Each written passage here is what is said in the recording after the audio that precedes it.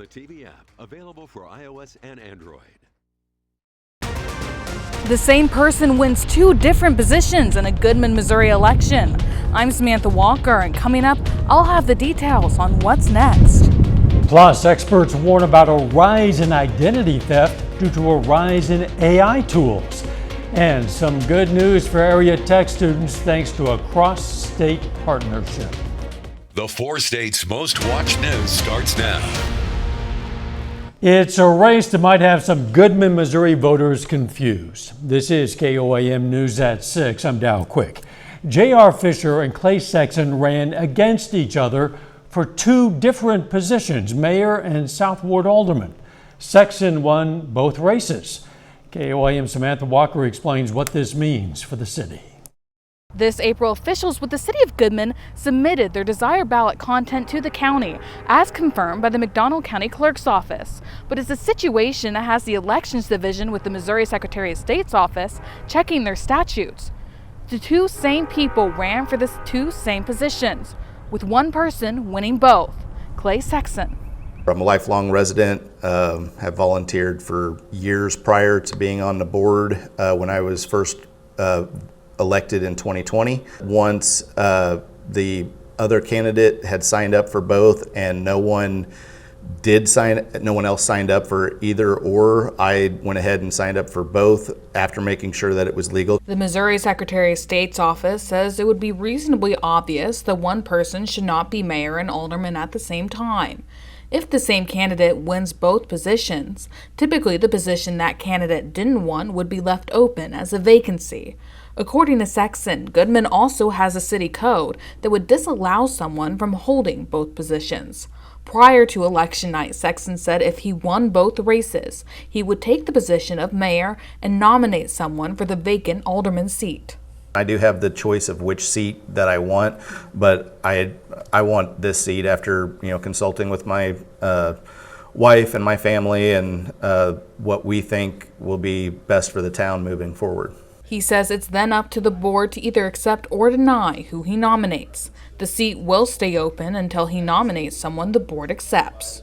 I want someone that's going to think of the betterment of the town, that's going to be open-minded. The McDonald County Clerk's Office will provide the results to the city of Goodman in a letter after their verification board certifies them on Monday. After that, it's up to the city of Goodman to determine how to proceed because the McDonald County Clerk's Office has no authority in the matter. Reporting in Goodman, I'm Samantha Walker, KOAM News. Now, according to the Secretary of State's office, there are no statutes regulating what happens if the same person wins multiple conflicting offices. A spokesperson for the office tells us what's happening in Goodman is the generally accepted procedure. Boy, beautiful weather out there. Let's check in with Chief Meteorologist Doug Heddy. Yeah, definitely turned out to be a great Wednesday for us today. A little windy, but our temperature is fantastic. Most of us upper 70s for high. 75 is where we sit in Joplin, 75 as well in Pittsburgh, even upper 70s to near 80 once you get out across southeastern Kansas into northeastern parts of Oklahoma. Really just about a perfect April day. Through the evening hours, we slide back through the 70s, 60s. We only bottom out near 50 later on tonight. Have a few clouds kind of skirting through, a couple little showers central, eastern parts of Missouri, but it has been windy today. The winds are starting to come down just a little bit. We have a weak little front kind of draped across the region, but the winds will kind of pick back up a little bit for us as we go into Thursday behind this cold front, but temperatures overall still going to look pretty good. You can see a couple little showers across central Missouri. Up and down temperatures next few days. We're going to look at that here in a bit. Catching a few. Authorities in Kansas say they've identified the victim in a 52-year-old cold case. The victim, who's been identified as Jimmy Allen Dolison of Kansas City, Kansas, was discovered 3 miles southeast of Garnett, Kansas in April of 1973. Authorities say Dolson was around 20 years old at the time of his death, which the coroner has ruled a homicide. Now Dolson has been identified and his siblings discovered thanks to the results of DNA testing and a national database of missing and unidentified persons. The KBI and the Anderson County Sheriff's Office continue to investigate the circumstances of Dolison's death and have reached out to the public for help. A new BBB study shows identity theft is evolving with the rise of AI tools and dark web activity. Since 2021, more than 16,000 reports have been filed through the BBB scam tracker, with monetary losses on the rise. The regional head of the Bureau tells us scammers are using stolen personal information to create fake identities and carry out more fraud. Identity theft, personal information theft is a growing problem, and the amount of money that consumers are losing, it continues to grow every year. So it's so important for everyone to just be as protective as possible of their personal information. Even something innocuous, something you wouldn't think of. We talk a lot about social security numbers, date of birth, but even the names of family members can be used to try to socially engineer their way into, say, your social media accounts. The regional BBB warns consumers to monitor accounts, use strong passwords, and protect sensitive data. Pitt State and Franklin Technology Center have announced a new partnership to support future technology professionals.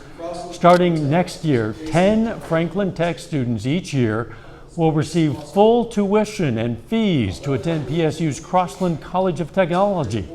The scholarships are renewable for 2 or 4 years, depending on the student's program.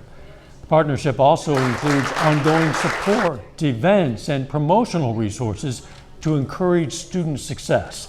School leaders say this collaboration is designed to build a stronger, more affordable pathway into tech careers. Missouri's governor signs a new utilities bill into law. We're going to take a look at the possible impacts coming up, and some four-state residents weigh in on the potential impact of ongoing tariffs. Something fun, still professional, something professionally fun. It's okay to be particular. Made easy at Tony's Garden Center, South Santa Fe in Chanute. Missouri's governor signs a law that supporters say will strengthen the state's energy infrastructure, and opponents say could increase your bills. The bill signed by Governor Mike Kehoe today covers a wide range of electric utilities issues. One aspect of the law would allow utility companies to charge customers for the construction of new electric generating plants, potentially raising electric rates all across the state. The Consumers Council for Missouri had estimated that electric customers could face an additional $1,100 in annual charges under the legislation. However, the governor says the law is a major step forward in strengthening Missouri's energy infrastructure and supporting long-term economic development. Today, President Trump announced a 90-day pause on most of his previously announced tariffs going into effect. However, KOAM's Lonnie Walton found that some residents in the area are preparing for whatever happens next. Get a handle on things. If we don't continue down the path that Trump has us on right now, we are going to end up seeing a lot of persecution in this nation. Tammy Brown is a business owner in Webb City. She says she understands tariffs aren't fun, but she says no pain, no gain. So we're doing the things that we need to do to adjust right now. But again, we have to look at the long-range benefits. And while many think these benefits in the long term will help, Treasurer of Jasper County Democratic Party, Austin Reed, says the approach is all wrong. I think that while he says that this is like short-term pain for long-term relief, the short-term pain is going to be longer than what he says it is if his goal is to reshore manufacturing and if he actually does. Austin says if the tariff situation doesn't settle down, things could get worse. I think there's a possibility that he's trying to deliberately put the country into a recession. I'm much more inclined to believe that his intentions on things that he does are negative, and if he puts the country into a recession, that allows people like Elon Musk and people like Mark Zuckerberg to kind of go on fire sale on cheap stocks. Meanwhile, Brown, who is also a business owner, is preparing for changes. Prices going up, well, they've already gone up. We've had to make adjustments for the last 4.5 years, and it's constant adjustments in my home, it's constant adjustments in my business because all the supplies have gone up. Reporting in Jasper County, I'm Lonnie Walton, KOAM News. Now, we mentioned that the president extended the period before most of the tariffs go into effect. However, tariffs on China are still slated to happen as scheduled. It's signing day for one Pittsburgh high school student, but not for athletics. His story is coming up a little later. Plus, our temperature is a little bit up and down over the next few days. We're going to check that out coming up. Ashley is bringing you incredible spring savings. Refresh your home this spring. Footage of downtown Joplin sits atop the Cornell Arts and Entertainment Complex, home of Connect-A-Culture and Spiva Center for the Arts. Well, it turned out to be a beautiful Wednesday for us today. Quite a bit warmer. It was windy. We've had winds gusting 30, pushing 40 at times, but the winds are calming down just a little bit outside. Looks great. Nice shot of our Cornell Arts and Entertainment Complex looking off toward the north and to the east. You can see the flags on City Hall. Not quite as bad, so the winds are coming down just a little bit. Through the evening hours, if you want to get outside, we're going to be in the 70s for the next couple hours, 60s, 50s. We'll only bottom out near 50 later on tonight, so not as cold. 74 in Stockton, 77 in Anderson, 78 in Grove. Pittsburgh at 75. Independence is sitting at 77 degrees. Here's 7th and Rangeline, 75. Westerly winds at about 10 to 20, but of course we've had gusts a little bit higher than that. As we go into Thursday, the winds kick out of the northwest, weak little cold front. Still kind of breezy, gusts kind of 25 upwards to 30 miles per hour at times. And then they come down quite a bit more as we go into Friday. So we'll only have winds kind of gusting 10 to about 15 on Friday. Few little clouds skirting through, a couple little showers, kind of central eastern parts of Missouri staying away from us. We can't rule out a random sprinkle on the Missouri side later on tonight, but all this is rotating off toward the east away from us. A little back wave through the Dakotas, northern parts of Nebraska. This will actually produce severe weather tomorrow in southeastern Missouri. But again, we could get a random shower as that skirts by to our north later on this evening. You can see a couple little showers popping up. As we go through the night, kind of in and out of the clouds, we back down near 50 for an overnight low. As we go into the morning hours tomorrow, I think by noon, we're going to be near 70. A notch cooler tomorrow. Let's go about 72, 3 or 4 degrees during the afternoon. Thursday night, a little bit colder. We stay above that frost level, but we drop back down near 40 degrees, and then heading into Friday, it looks pretty good. It's going to be a hair cooler, but a nice day. High temps into the mid 60s. We cool back down again. Friday night into Saturday morning, temperatures near 40. Then we start a warming trend as we go through the weekend. All right, 50 in the morning, 70 by noon, high temp 73 degrees. If we look at the upper level pattern, the big picture, we get a nice little ridge of high pressure in here this weekend, which gives us those pretty good temperatures. Have a storm system rotating across the northern parts of the plains. Doesn't really affect us. It gives us some clouds, but that should be just about it. So let's look at your weekend. Let's go into Saturday. Sunshine, temps near 70. Pretty hard to beat. Gets even better on Sunday. The winds go up, but our temperatures go up as well as we make it near 80 during the afternoon. All right, 73 on Thursday, 64 on Friday, 70 Saturday, up to 81 on Sunday. Temps stay great through next week. Chances for thunderstorms will return as we head into next Wednesday and Thursday. Until then, not bad. Good weekend to get outside. Yes. Thanks, Doug. Still ahead, Pitt State and Missouri Southern renew their rivalry on the baseball diamond, and the St. Louis Cardinals go to extra innings in the final game of their road trip. John Dales has those stories and more up next in sports. At Easter Seals, we're strengthening communities by elevating communities to create. Pittsburgh State and Missouri Southern baseball have played each other once so far this year. That was an 8-4 Gorilla victory in Joplin a couple weeks ago, and this evening PSU hopes to clinch the best-of-3 season series. As we come on the air, Pitt State leads 5-4 in the 5th inning. MSSU catcher Chayton Beck hit a 3-run homer in the top of the 4th. That put the Lions in front, but in the bottom of the inning, the Gorillas answer back with 2 runs off an error. We'll bring you the highlights from this one later tonight at 9 and 10.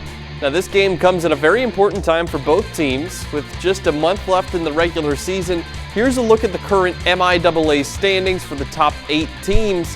Pittsburgh State is riding an 8-game winning streak, which has it in 4th place in the conference. Missouri Southern not too far behind the Lions. They've won 5 in a row entering tonight, but already have more MIAA losses than all of last year. In Major League Baseball, the Cardinals finish up their road trip this afternoon in Pittsburgh. They're hoping to get a series victory over the Pirates. Cardinals and Pirates with a scoreless tie in the bottom of the 6th. Eric Fetty has a no-hitter intact. First he gets a swinging strikeout, then on the throwdown to second, umpire initially says safe, the play gets challenged, and after review, called out. Next batter, Fetty strikes out Brian Reynolds swinging. He gets pulled after throwing 6 innings of no-hit ball. In the 7th, Phil Maton comes out of the bullpen. First batter he faces, Andy Rodriguez gets the first hit of the day for the Pirates, but we stay scoreless into the 8th.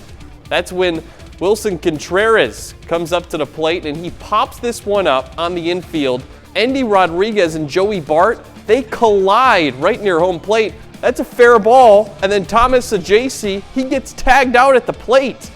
Big collision, we'll show you on the replay. Rodriguez and Bart run into each other, and it's a heads-up play by Hayes to make the tag. Still no score. Now we go ahead. Bottom. His service. We are proud to salute Jonathan Vale, a 4-state hero. Here's a look at what's coming up on KOAM News at 9 on Fox 14 tonight. We're going to have the latest numbers on the measles outbreak, including right here in our region. Plus, Kansas rolls out 3 new options for license plate designs. And some good news might have just hatched on the price of Easter eggs ahead of Easter. Price of eggs in general. Those stories, a lot more tonight. KOAM News at 9 on Fox 14. You know, it's a significant achievement to be accepted into the prestigious Massachusetts Institute of Technology, a dream for many, and now a reality for one Pittsburgh high school student. Dominic Bach has been awarded a full academic scholarship to MIT. Today, family, teachers, and friends gathered to celebrate his ceremonial signing to congratulate him. While those who know Dominic are well aware of his capabilities, they tell us they remain consistently amazed by his relentless ambition and dedication to shaping his future. He's a teacher's dream because he keeps you hopping. You know, he always comes up with a new idea or maybe a new path. I apply a Dominic mindset or a Dominic mentality to everything that I do, and that means that it doesn't matter what it is or it doesn't matter why you're doing it. You should apply maximum effort. Well said. By the way, Dominic is the son of KOAM's own Tanya Bach. You see her there. That means a lot of us here at the station have known Dominic his entire life. We know Tanya is very proud. We all are as well. We know that young man has a very bright future ahead of him. And I suspect the very first time Dominic was on this newscast on KOAM News was the day he was born. Yeah, because Tanya started not long before Dominic was born. And I believe we sent a camera to the station that day. He's come a ways since then. Doesn't seem that long ago. Weather looking great. Yeah, it looks pretty good. 73 for us tomorrow. It is still going to be a little bit on the windy side. 64 Friday, 70 Saturday. Final sports notes. I'll have those highlights tonight from the baseball game between the Gorillas and the Lions. A rivalry game like this, you got a lot more on the line. You got bragging rights on the line for this one. That's right. They both wanted a little bit extra. Yeah. Thanks for joining us. We're going to see you right back here for KOAM News at 10. Let's make it a great evening.